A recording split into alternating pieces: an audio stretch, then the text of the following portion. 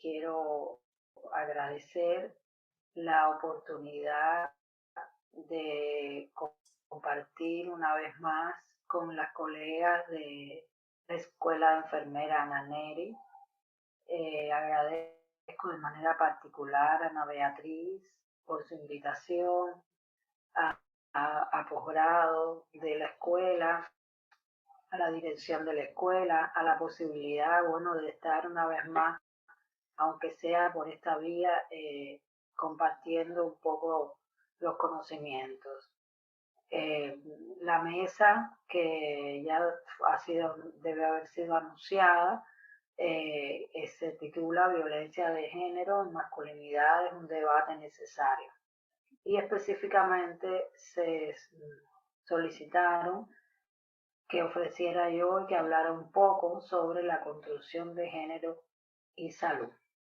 He colocado la presentación en portugués,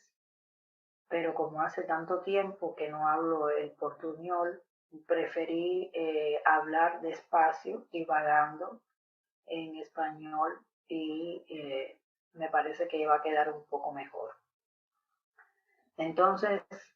la presentación la hemos estructurado en 4 temas. En primer lugar, vamos a hablar un poco sobre género como categoría social, histórica y cultural. Después vamos a hablar de la relación que tiene esa categoría con la salud. Después comentaremos un poco sobre las relaciones de género y la violencia, dado que el tema fundamental del evento es ese. Y finalmente sobre la construcción de género. Vamos a comenzar, como ya les había dicho, hablando del género como categoría social, histórica, cultural, y su surgimiento viene desde 1930 con los estudios de Marc Almet, que son bien conocidos. Es decir, cuando se va a hablar del género como categoría sociohistórico-cultural, es obligado mencionar a la antropóloga que comenzó estos estudios. Pues ella en esos estudios postuló que los atributos de cada sexo no son determinados por la socialización, es decir, que son determinados por la socialización continua de la familia y no son producto de las diferencias sexuales innatas o genéticas. Eso en ese momento fue una ruptura desde el punto de vista teórico de este fenómeno y de la relación entre sexo y las definiciones de sexo y género. Posteriormente, y también es otra referencia obligada, Joan Scott, que es una historiadora norteamericana, estadounidense, que también, como les decía, es una referencia obligada,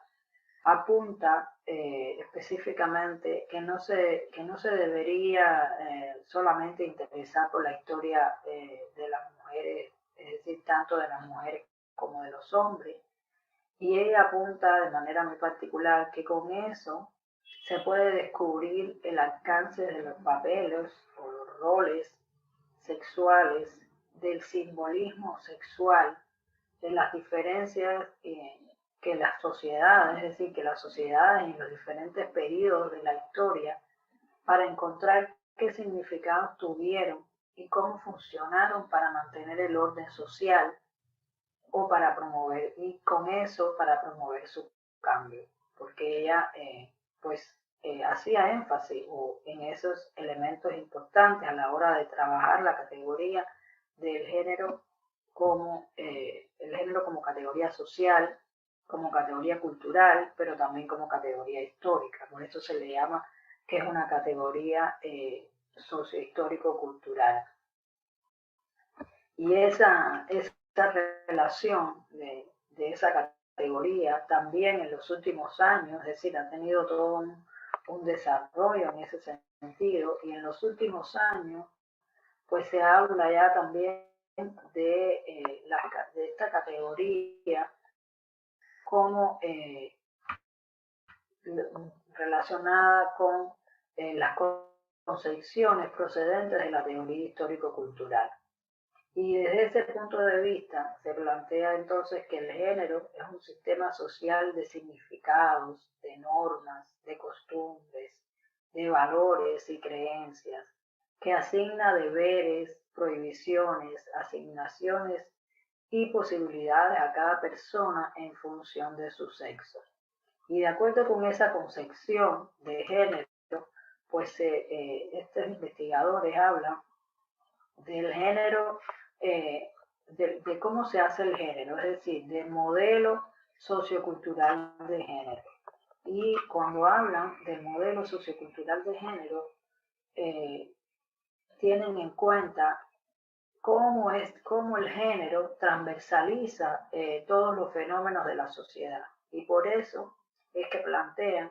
que el género se puede ver en este modelo desde el ámbito, el plano sociocultural, desde el plano relacional y desde el plano personal.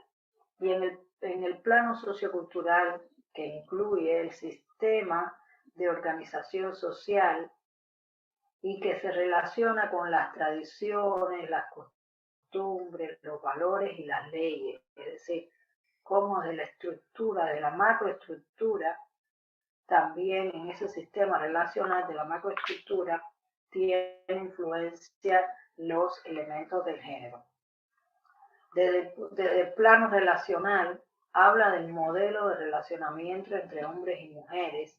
y se relaciona con los discursos, las prácticas y los papeles. Y ahí Margaret John Scott, en sus análisis sobre el género, habla mucho de las relaciones de género, que es una categoría muy importante para el cambio, para, para llegar a lograr verdaderamente la equidad de género. Y en el plano personal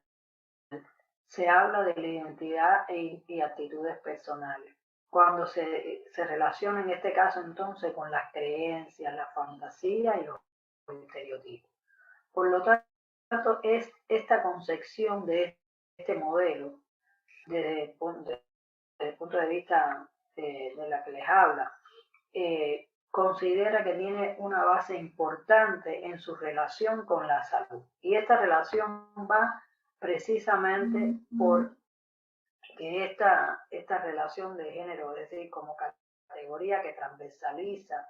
desde la superestructura hasta lo cotidiano, es precisamente la que hace que se determine que el género es un determinante social de la salud estructural.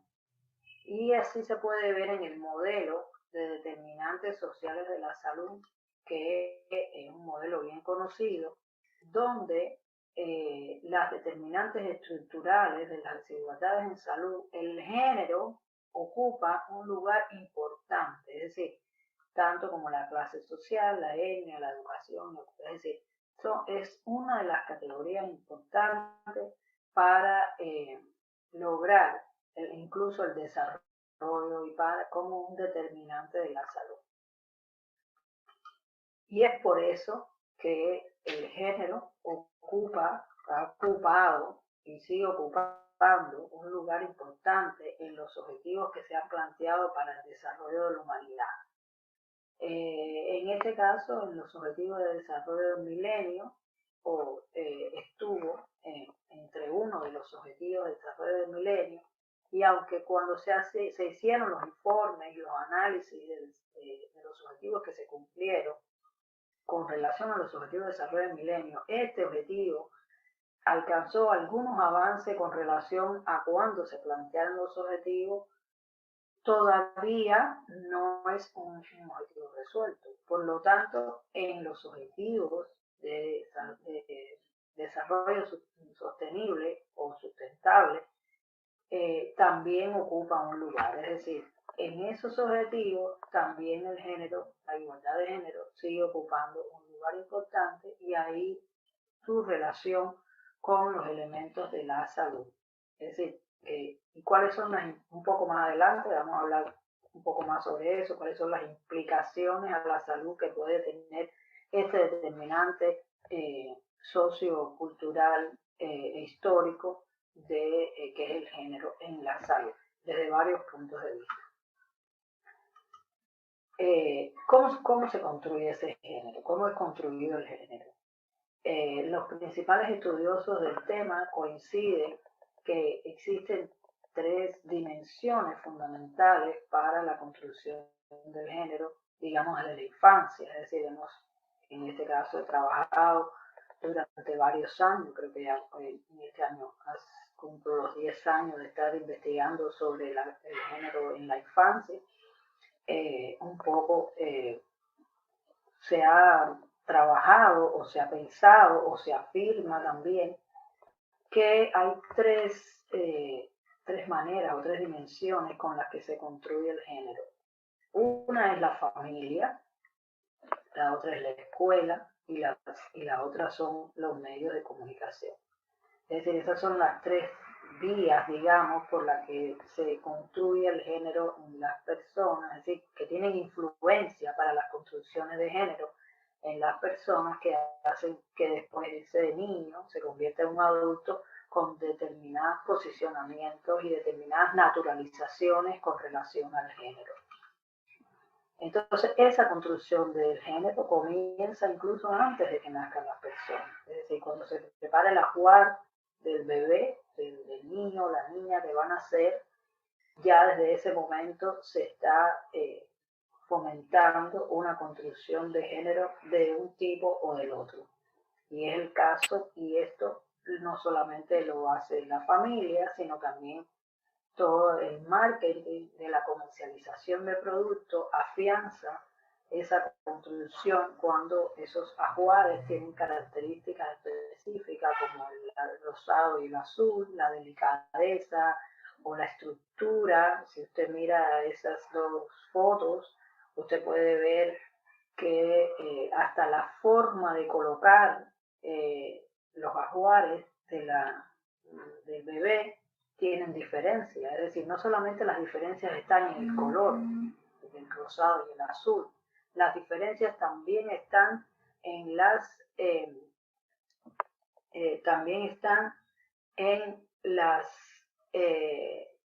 la forma en que están colocados, porque por ejemplo se puede ver el rosado, es decir, que supuestamente es para la niña, está más desestructurado, está organizado de una manera, digamos, más hacia lo que es el adorno de la forma en que está colocado, no solo y lo que contiene dentro, y el otro, que son el del niño, fíjense que es una estructura, una caja bien organizada, bien cerradita, bien, sin mucha estética de adorno, sino más bien es una caja. Y ahí hay, es decir, no solamente es en los colores, sino también en la forma, en la estética, se establecen ya las diferencias. Entonces, esas construcciones de género, como les decía, las hemos estado estudiando desde hace varios años. En el año 2012 comenzamos a trabajar en un proyecto que se llama en español Espejuelos para el Género, proyecto que después fue evolucionando con sus resultados, no solamente dentro del país, sino también fuera del país, porque la red de enfermería en salud infantil lo acogió como un proyecto multicéntrico en el que finalmente trabajaron 9 países y en el que yo agradezco muchísimo la oportunidad que las oportunidades no solamente en el conocimiento, en el desarrollo, en la producción científica, en los resultados que tuvimos con las niñas y los niños que hemos trabajado, sino también en mi vida personal, pues este proyecto me permitió por primera vez ir a Naneri a trabajar en una oficina de pesquisa y me permitió conocer a mi mentora, la doctora Ivone Cabral, que todos, me imagino que los que están aquí escuchando saben la admiración y el respeto que tenemos por ella, y en particular yo agradezco muchísimo su conocimiento, todo lo que aprendí con ella en el postdoctorado y todo lo que aprendí en la escuela Naneri, que es un ícono de la enfermería latinoamericana. Y esa investigación que se realizó y que fue parte también del trabajo del proyecto proyecto en que yo me inserté como parte de mi doctorado en la Escuela Nanneri, pues ha tenido varias. Yo traigo dos resultados de dos artículos que están publicados por ese proyecto, que son interesantes y que pudieran pensarse un poco en el debate de este evento sobre el tema que estamos hablando. Uno es un artículo que está publicado en la revista Texto y Contexto de Enfermaje, que es un artículo que se hizo a punto de partida, una de las investigadoras del equipo. Trabajamos cómo los brinquedos, las representaciones culturales del embalaje de esos brinquedos con relación al género. Y entre los resultados, es decir, era un tema que ya veníamos debatiendo en varias presentaciones, cuando hacíamos los análisis del equipo, y finalmente se logró hacer esta parte de la investigación y con eso se publica este artículo. Y como se puede observar, porque es más que visible, entre los resultados se encontró que los colores de los embalajes y el contenido, no solamente los colores, sino también el contenido, habla de lo tradicional, lo naturalizado con relación al género, como es el rosado para las niñas y los colores más neutros para los niños. Y no solamente el color, sino que en el contenido, lo mismo sea un brinquedo a tamaño natural que tamaño mínimo, pues incluye el tipo de brincar, es decir, como lo que estimula, el tipo de juego que estimula estos brinquedos están con las labores del hogar, es decir, con lo que se debe hacer en casa, es decir, como limpiar, cocinar y los cuidados en el vestuario, que es lo otro, es decir, la estética que debe tener la niña para vestirse, para lucir bonita, para lucir agradable, no importa que esté incómoda, lo importante es que luzca, como dicen los cánones de la sociedad. Y también hacia la maternidad, es decir, es una diferencia importante que se encontró en ese estudio. Y la otra diferencia, y con relación a los niños, pues la diferencia está en que, como les decía, los colores son más neutros, los colores de los juguetes, como se puede ver ahí en esa fotografía, y además los brinquedos están reforzando la construcción de la masculinidad, es decir, tanto de la masculinidad estereotipada y de la más feminidad estereotipada, como es el caso de las imágenes relacionadas con el superhéroe, es decir, el niño es el héroe, el fuerte, el protector, como herramienta de construcción, así que no solamente, es decir, tiene que ver con las armas, no solamente tiene que ver con lo que hace el niño, es decir, como funciones sociales, como policía y tal, sino también cómo puede incentivar.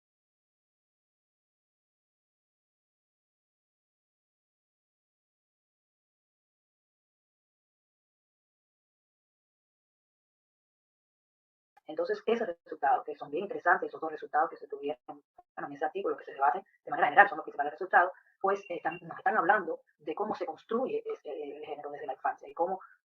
esa construcción social está mediada por la familia, pero en un contexto social específico, en este caso, eh, del estudio donde se hizo. Otro estudio también interesante, que fue una revisión narrativa que hicimos durante el proceso de postdoctorado y que creo que los resultados hablan un poco de esa relación importante que hay entre el género y la salud, y las construcciones de género y la salud. Y traigo algunos de esos resultados, no todos, para comentar aquí en esta presentación, que, por ejemplo, la categoría que emergió con más fuerza,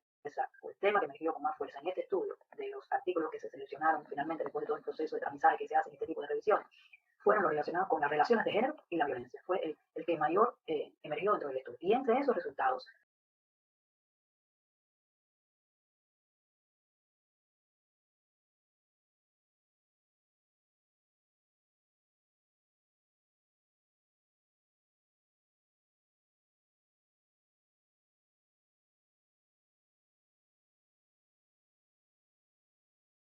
eh,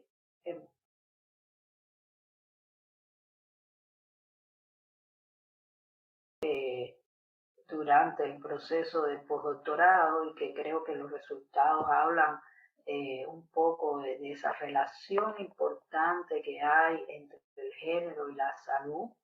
y las construcciones de género y la salud. Y traigo algunos de esos resultados, no todos, para comentar aquí en esta presentación,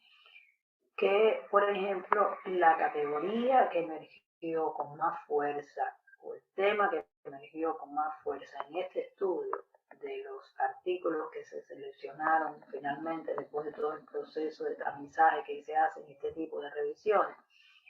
fueron los relacionados con las relaciones de género y la violencia. Fue el que mayor emergió dentro del estudio. Y entre esos resultados aparece una alta incidencia de la violencia doméstica en crianzas y adolescentes, tanto como víctimas como espectadores. Es decir, que hay un fenómeno ahí que tiene que ver con la violencia de género que trasciende a la violencia infantil y que prevaleció en este caso el tipo de violencia en el masculino, es decir, en los niños, fue la negligencia y la violencia física, y en las niñas, en lo femenino, fue la violencia sexual. Este resultado habla de que la negligencia es mayor en los niños porque está asociada a esos patrones sociales de la expresión de la fuerza, del poder, de la dominación. Y ellos, por lo tanto, están más expuestos a los malos tratos, están más expuestos a la negligencia reiterada y están más a la banalización y neutralización de otras formas de violencia que cuestionen el papel social del hombre y la masculinidad. Es decir, no importa, el niño puede subir en la azotea, el niño puede jugar en la calle, el niño puede hacer todo eso, no importa, el niño se puede caer y volver a levantar porque tiene que ser un hombre, tiene que ser fuerte. Y eso lo lleva a exponerlo más a este tipo de violencia. Y en el caso de las niñas, pues la mayor incidencia fue la violencia sexual, que está asociada a la violencia de género, que ocurre de manera aleatoria en la construcción social de género que privilegia, es decir,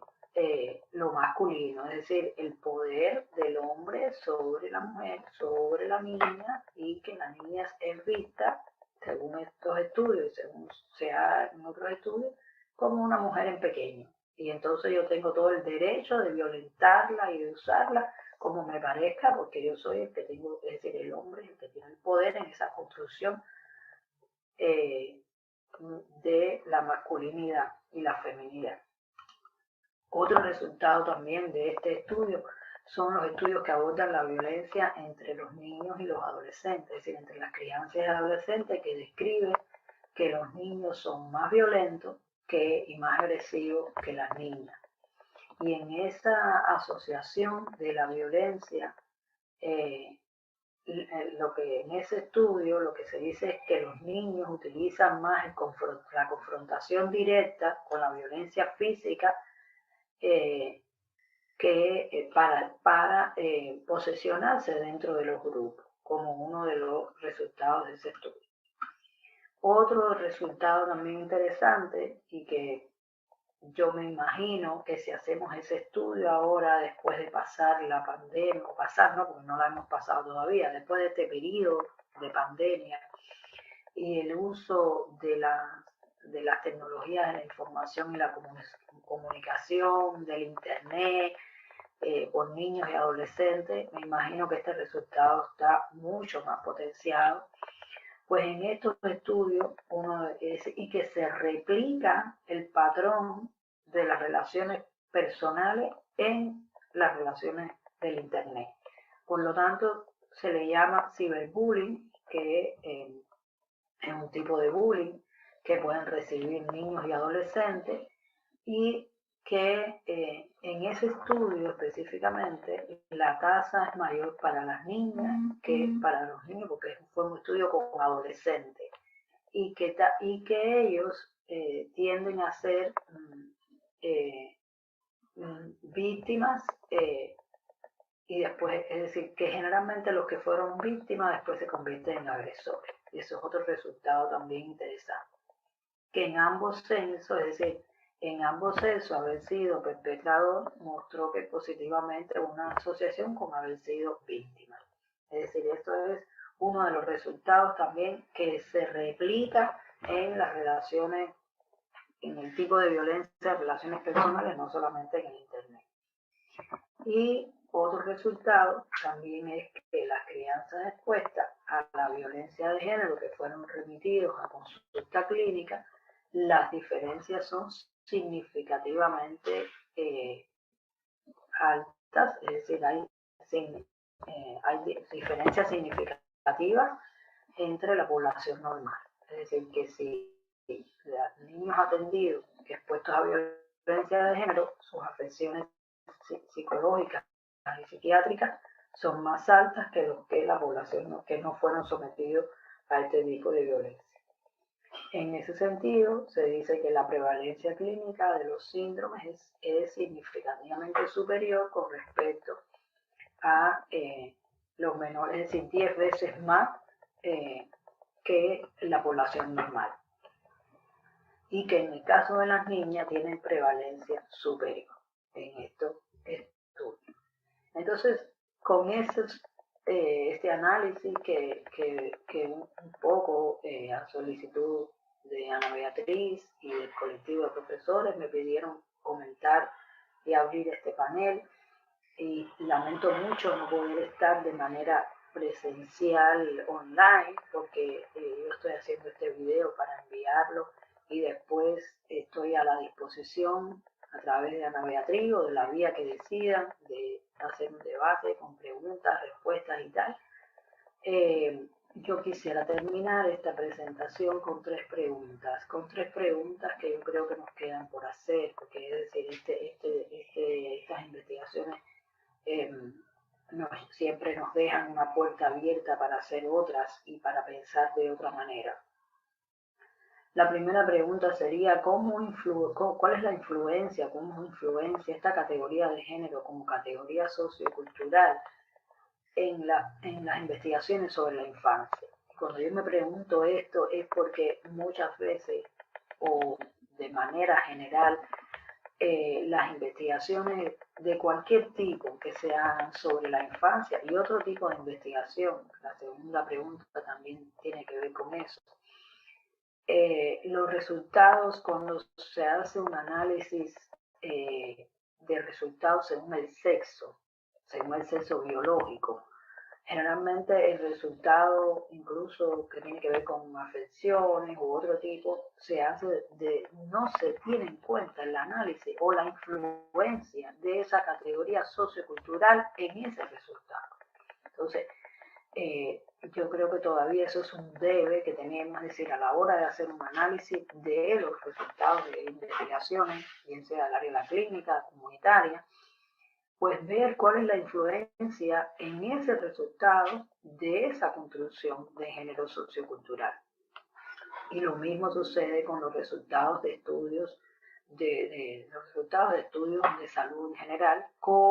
es decir, cómo el género influye en esos resultados, es decir, cómo esas construcciones de género influyen en ese resultado. Digamos, muchas veces, o hay ya estudios que hablan de si las mujeres o los hombres acuden más a los servicios de salud, cómo es la evolución, cómo enfrentan las enfermedades, cómo afrontan las enfermedades, es decir, todo eso tiene una influencia de esa categoría de la construcción de género, que muchas veces no se analiza o no se tiene en cuenta a la hora de los análisis. Y también otra pregunta con la que yo quiero terminar es cómo esas construcciones de género tienen influencia en las prácticas de salud. Cómo muchas veces las prácticas de salud, los análisis de las prácticas de salud igualmente no se tiene en cuenta cuál es la influencia que tienen esas construcciones de género en esas prácticas de salud. Por poner un ejemplo solamente, hay movimiento por la humanización del parto, pero esa violencia obstétrica tiene también una influencia en las construcciones de género. Y cómo se analiza eso y cómo en la medida que se trabaja en las relaciones de género de cualquier tipo, las relaciones de género en el ámbito laboral, en el ámbito familiar, que sean participativas, que sean respetuosas, se logrará entonces en ese sentido, es decir, en la medida que se vayan mejorando estas relaciones de género, que se estereotipan y se trasladan de manera estereotipada, que por eso las grandes categorías para trabajar las 4 grandes categorías para trabajar el género desde esta percepción son la identidad, los papeles o los roles de género, las relaciones y los estereotipos. Es decir, en la medida que eso vaya cambiando, pues, o que se vaya estudiando, se vaya